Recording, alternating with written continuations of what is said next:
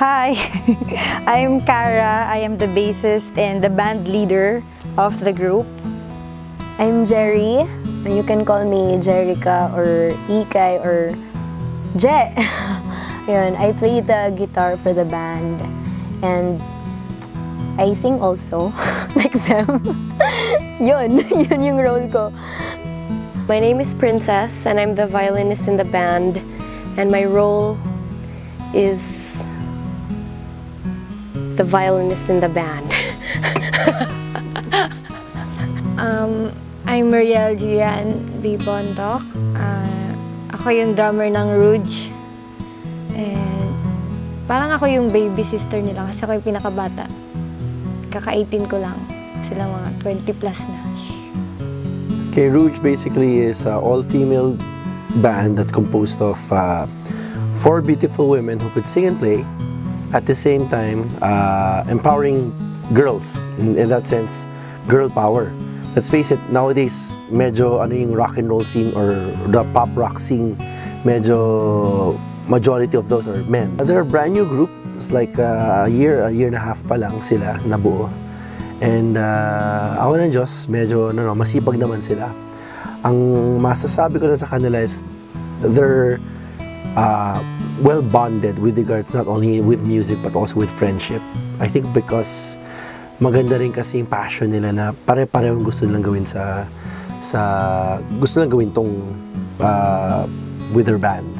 When we are all playing together, like sa stage, super wild. As in, wala akong ibang iniisip, kundi nag-enjoy lang ako playing with my bandmates. Super may chemistry talaga kami. Kahit manufactured group lang kami, hindi kami friends talaga bago mag-Rouge. Ewan ko, may enjoy talaga ako pag kasama ko sila sa stage. Tapos number 2, nagkaroon ako ng sisters. Kasi I grew up, puro lalaki kasama ko, kaya boyish ako. Tapos wala talaga akong kapatid. Ayun, sa Rouge, nagkaroon ako ng mga kapatid, tapos mas mga bata sa akin, so naging ate talaga ako. Na-enjoy ko pag magkakasama kami, yung parang hindi kami banda lang, parang kaming mga sister ko na, kasi mag-isa lang akong babae sa magkakapatid. So parang sa kanila ko lang naramdaman na magkaroon ng ate. I think having found my sisters and my friends in Manila, because coming from Cebu, I came here by myself and like I had to I was literally alone when I came out here. So like when I found Rouge after what, like 2 years, I felt like I found like real friends and a home, you know, like people I can call when I'm alone and I have problems. So I mean, they're very indispensable in my life right now. Struggle namin talaga, yung change of members. Parang nakailang palit kami, 3 palit. Super na trauma. Kaya yung nagpa-audition kami sa 3rd drummer, talagang pinagpilian talaga namin ng mabuti, pinag-isipan at pinagpuyatan talaga namin. Kasi super trauma na kami na baka may bago na naman, tapos hindi na naman, baka aalis na naman. Ayun, tapos happy ako na si Gian yung pumalit. Dumadating din yung times na napapagod, syempre. Parang everyday gig, tapos parang ano na bang mangyayari sa atin. Kasi lahat kami, meron na kaming kanya-kanyang sacrifices. Like si Cara, give up niya yung Singapore gig niya, ganyan. Tapos ako, meron din ako supposedly gig sa abroad. Si Princess, meron siyang solo career pero give up niya, or minsan tumutugtog siya sa mga orchestra pero hindi na siya ngayon tumutugtog sa mga ganun dahil sa Rouge. Si Gian, hindi na natutulog dahil nga sa gig, papasok ng umaga, 7 AM, tapos kinagabihan gig na naman. So medyo nakakapagod din.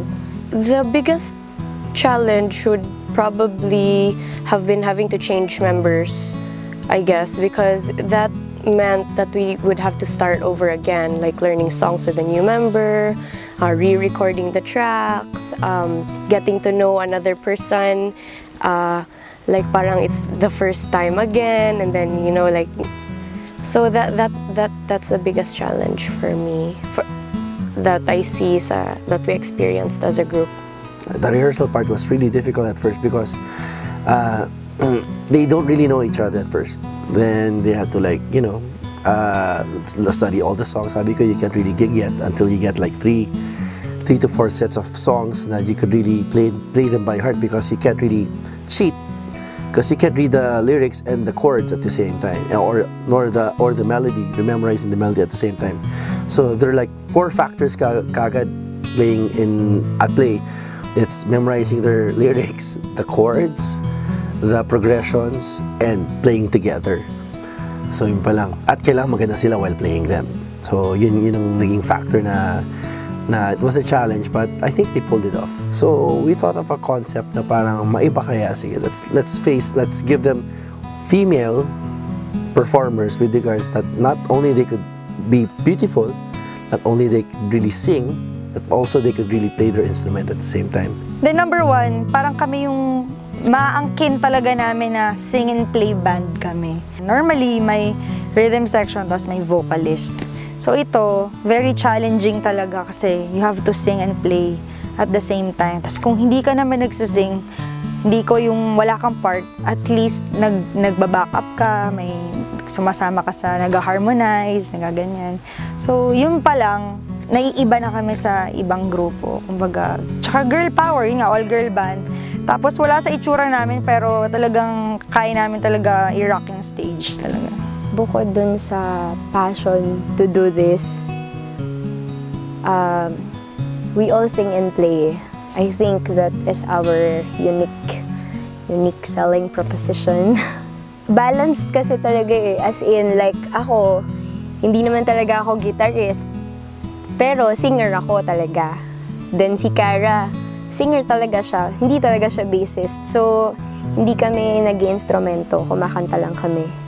Pero si Gian and Princess, sila talaga yung instrumentalist. And nag-start sila sa Rouge, hindi sila kumakanta. Natuto lang din sila eventually nung dire-diretso na yung gigs namin. The fact that we sing and play and we're all girls, I think that will differentiate us from others. Sa album na to, sila nagsalut ng mga songs nila. I co-wrote it with them, but mainly they injected all their inspirations, all their influences into it. So happy ako sa outcome. Super parang hindi makapaniwala. Hindi siya super like yung exciting na parang hindi lang ako makapaniwala kasi after lahat ng pinagdaanan namin ng Rouge, biglang andyan na talaga pala siya. Totoo na pala talaga na may album na kami. Kumbaga, natapos din siya after everything.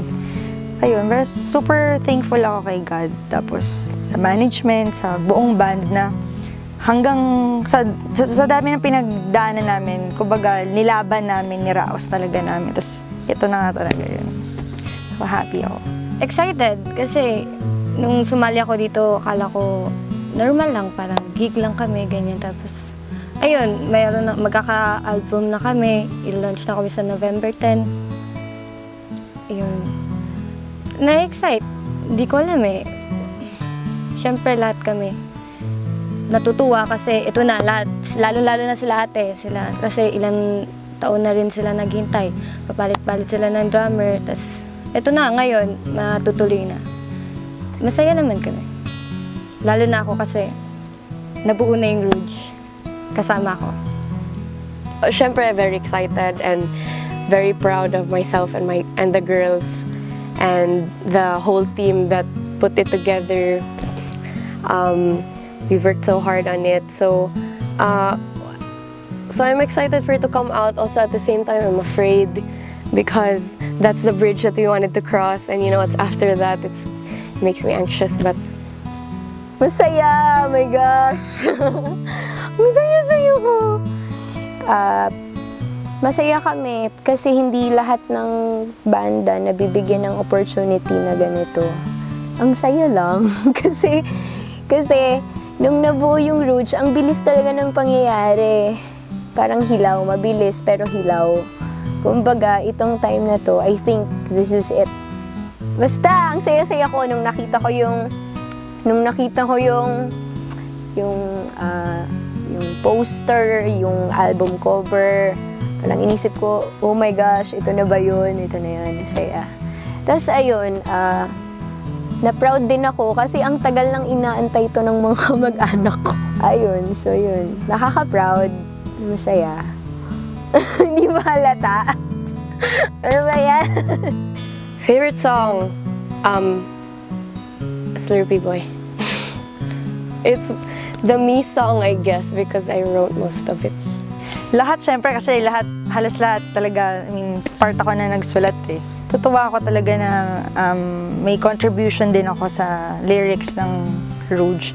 Pero, parang favorite ko talaga, wala talaga yung specific eh. Lahat sila gusto ko. Yung Hanep, kasi maganda yun eh. Parang lahat ng babae, lahat ng Hanep, eh lalo na kami all girl. Hanep talaga lahat ng babae. I think yung masayang song, pinaka gusto kong song na sa album, yung Now Na. Kasi yun yung first song na talagang equally divided. Equally divided. Kasi Tagalog saka English. Nagtatawanan kami habang ginagawa kasi nga ang baduy-baduy, ganyan. Parang yung song kasi na yun, lumabas lang, nag-pop up lang bigla sa amin na Now Na. You would notice with their songs, it's all about positivity and energy. People enjoy their music with regards na di lang sila babae, but because it also empowers positivity na with their songs na ibang energy eh. Sabi ko nga if you're gonna show medyo kakaiba ng ano nyo, dapat kayong babae na punong-puno na energy na hindi ka napapagod. So, yun.